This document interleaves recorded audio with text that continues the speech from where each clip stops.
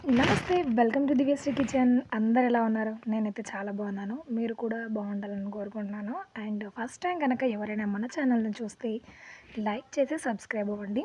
ఈరోజు వ్లాగ్ చాలా చిన్నగా ఉంది అండ్ స్వీట్ అండ్ షార్ట్‌గా ఉంటదనమాట.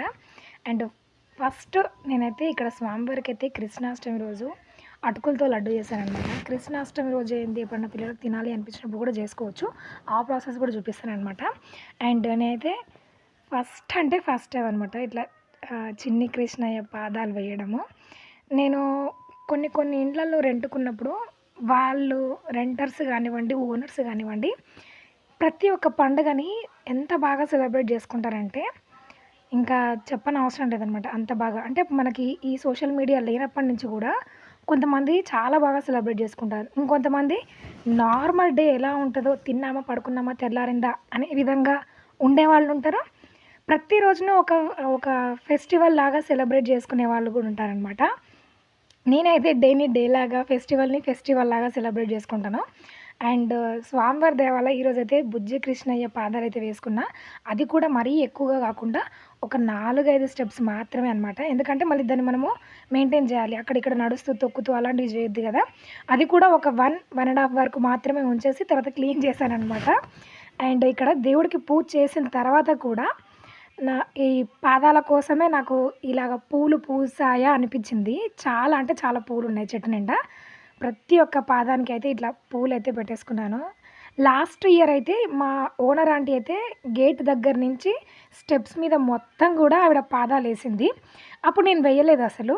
కానీ ఈసారి ఎందుకో వెయ్యాలి అనిపించింది. అండ్ ఆల్రెడీ పూజ చేసిన తర్వాత నేనిక్కడ స్వామివారి పాదాలేసాననమాట.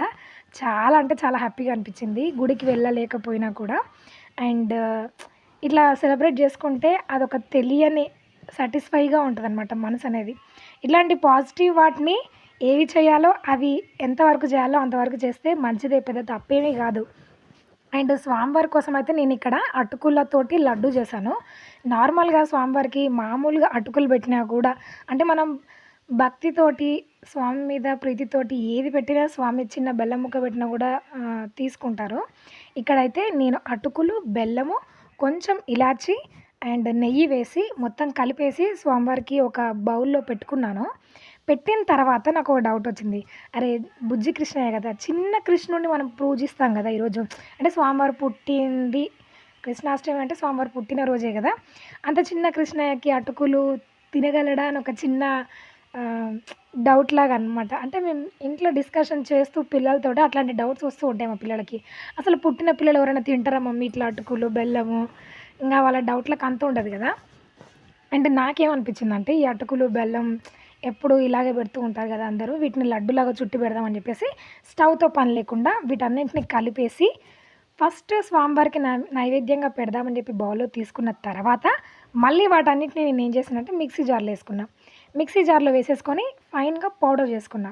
మీకు లడ్డు చుట్టడానికి వీలుగా ఉంటే చుట్టేసేయొచ్చు.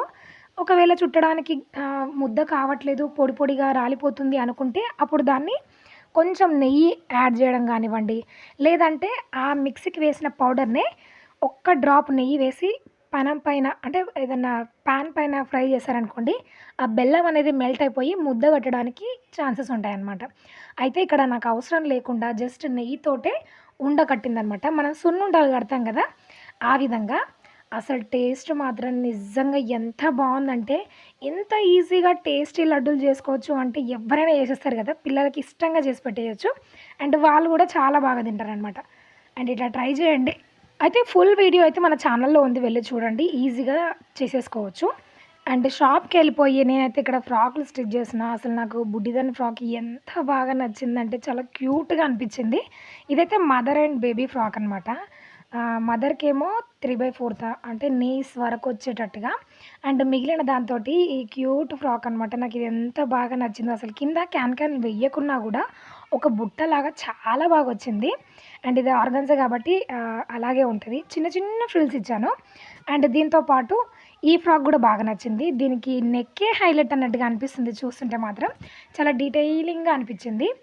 తీసుకున్న అమౌంట్ ఎంతైనా కూడా దానికంటే పని చేయడం నాకిష్టం అనమాట. ఇట్లా కింద మాత్రం నేను వైర్ పీకో చేశాను. అంటే ఏమంటారు ఓవర్లాక్ అంటారు కదా, దాంతో చేశాను. చూడ్డానికి చాలా అంటే చాలా బాగుంది.